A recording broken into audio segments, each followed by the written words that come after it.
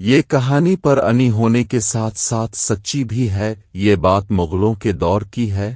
آخر چھوٹی مغل بادشاہ بہادر شاہ ظفر کا ایک ہاتھی تھا، نام تھا اس کا مولا بخش۔ یہ ہاتھی اپنے مالک کا بے حد وفادار تھا۔ ہاتھی خاصا بوڑھ تھا مگر تھا بہت صحت مند۔ بہادر شاہ ظفر سے پہلے بھی کئی بادشاہوں کو سواری کروا چکا تھا۔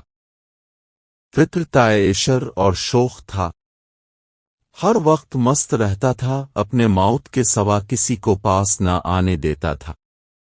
یہ ہاتھی کھیلنے کا بڑا شیدائی تھا۔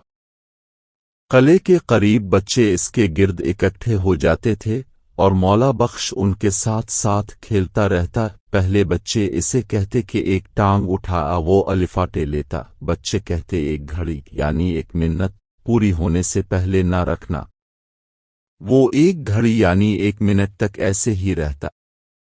پھر بچے کہتے گھڑی پوری ہوئی تو وہ ٹانگ نیچے رکھ دیتا۔ پھر وہ مخصوص آواز نکالتا جس کا مطلب ہوتا کہ بچوں اب تمہاری باری آئی۔ چنانچہ بچے اپنی ٹانگ الفاٹے لیتے۔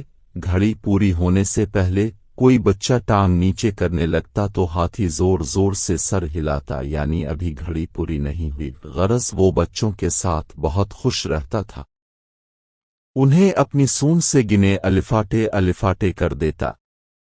جس دن بچے نہ آتے اس دن شور مچاتا، مجبور یہ موت بچوں کو بلا کر لاتا۔ ویسے تو یہ بہت شوخ ہاتھی تھا، لیکن جب بادشاہ کی سواری کا موقع آتا تو بہت مؤدب اور سنجید ہو جاتا، جب تک بادشاہ صحیح طرح سے بیٹھ نہ جائے کھڑا نہ ہوتا تھا۔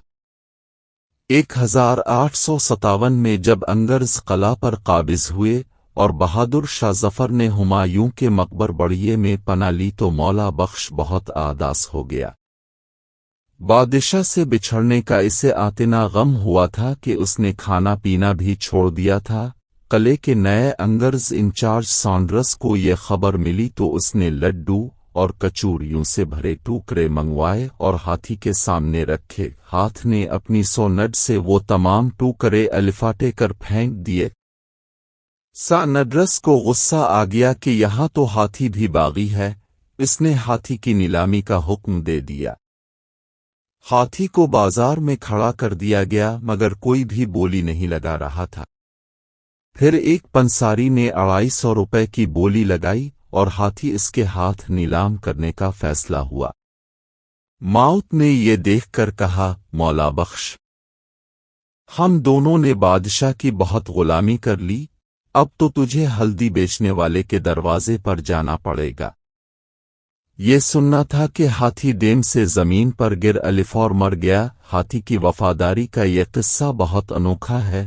مولا بخش نے مالک کے سوا کسی کے پاس رہنا پسند نہ کیا اور سین غم نے اس کی جان لے لی۔